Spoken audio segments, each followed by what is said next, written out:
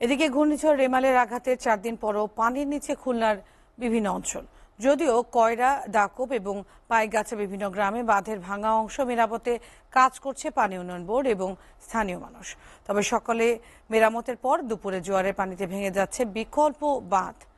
পাউবো কর্মকর্তা এবং স্থানীয়রা জানান, রেমালের আঘাতে খুলনার 3 উপজেলার 8 পয়েন্টে বাঁধ ভেঙে প্লাবিত হয়েছে শত শত বাড়িঘর, মাছের ঘের এবং ফসলি জমি। বিরামহীন চেষ্টার পর 5টি পয়েন্টে বাঁধ মেরামত সম্ভব হয়েছে। তবে কয়রার মহারাজপুর ইউনিয়নের দশহালিয়া, দাকুপের তিলডাঙ্গা ইউনিয়নের দক্ষিণ কামিনীবাসিয়া এবং পাইগাছার দেলুটি ইউনিয়নের পেরিখালী গ্রামের ভাঙা বাঁধ দিয়ে পানি ঢুকছে এখনো।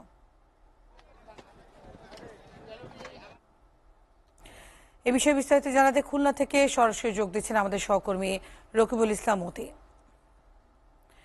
ক্ষতিগ্রস্ত যে বেড়িবাঁধগুলো সংস্কার করার কথা রয়েছে এবং গতকালকেও আমরা যেমনটি সংবাদে জানলাম, পানি উন্নয়ন বোর্ডের খণ্ডকালীন যে পরিশ্রম তাও বৃথা গেছে। এই মুহূর্তে স্থানীয় বাসিন্দাদের কি অবস্থা এবং এই সংস্কার নিয়ে পাওবো কি বলছে?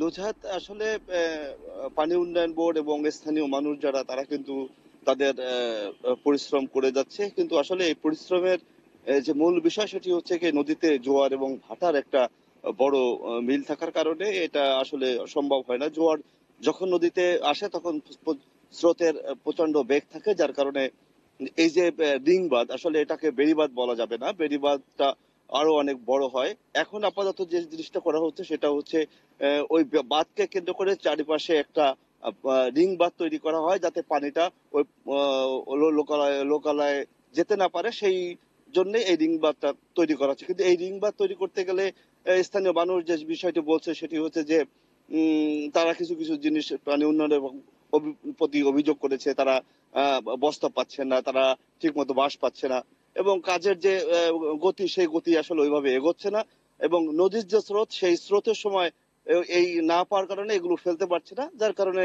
এই রিং বাঁধগুলো দিতে পারছে না। না দেওয়ার কারণেই কিন্তু লোকালয়ে পানি স্বাভাবিকভাবে ঢুকে যাচ্ছে। আরেকটা বিষয় হচ্ছে যে এই লোকালয়ে পানি ঢুকে যাওয়ার কারণে কিন্তু মানুষ কিন্তু এই রেমালের ঘূর্ণিঝড়ে 4 দিন পার হয়ে যাচ্ছে, কিন্তু এখনো হাজার হাজার মানুষ কিন্তু পানিবন্দী অবস্থায় আছেন, খুব বিপাকে আছেন। তারা বলছেন যে এই অবস্থা যদি আরো কিছুদিন থাকে তাহলে তাদের যে স্বাভাবিক যে মানুষের যে এখন যে স্বাভাবিক অবস্থায় আছে এই স্বাভাবিক অবস্থা কিন্তু তাদের থাকবে না।